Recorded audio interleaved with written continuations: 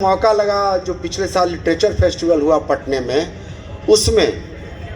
उसमें उनके पिताजी, उनके परिवार को जब तक ठीक से नहीं जाना जाएगा तो इनको भी ठीक, जैसे नागार्जुन को पिता तुल्य मानती थी। तो हम पूछे भी उनसे कि नागार्जुन के साथ क्या ऐसा था, तो नागार्जुन के पिताजी जगदीश चौधरी का बहुत बड़ा योगदान है। अगर आप किसान आंदोलन का बहुत बड़ा सेंटर है उत्तर बिहार का मगन आश्रम, मगन भाई थे गांधी जी के सहयोगी, यहाँ आके उनकी मृत्यु हो गई और अपनी ज़मीन उन्होंने दी मगन आश्रम के लिए। बाद में लीजेंडरी फिगर हुए किसान आंदोलन के रामदनन मिश्र, तो उनकी भी वो बहुत प्रमुख जगह थी। और अभी 3-4 साल पहले बिहटा के राघोपुर में जब श्री सीताराम आश्रम, जो स्वामी सहजानंद सरस्वती के किसान सभा का लगभग 1936 से 44 तक ऑल इंडिया सेंटर था, उससे वो मगन आश्रम जुड़ा हुआ था और इनके पिताजी का भी उस आंदोलन से गहरा जुड़ाव था।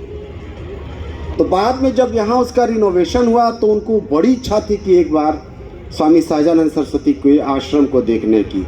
अमूमन स्वामी सहजानंद सरस्वती के मूल्यांकन को लेकर जो आधुनिक भारत का जो एकेडमिक दुनिया है बहुत सारे पूर्वाग्रहों से ग्रसित है।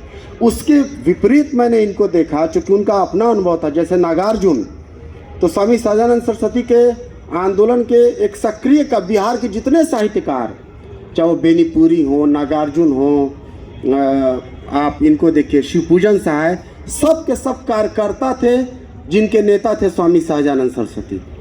तो बोली कि एक बार हमको वहाँ थोड़ा ले चलो। होता क्या था कि एकेडमिक दुनिया में स्वामी सहजानंद सरस्वती को एक भूमिहार जाति के नेता के रूप में उनको रिएक्शनरी लोगों द्वारा चिन्हित करने की कोशिश करता था। ऐसा ही आदत थी।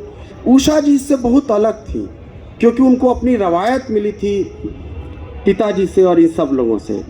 इसीलिए देखिए कि वो, जैसे बाबा नागार्जुन के बारे में कहा, बाबा नागार्जुन का आप जाइएगा तो चंवर आपको वहीं मिलेगा। जब बौद्ध धर्म छोड़ के उतारा तो वो उसी आश्रम में रखा हुआ।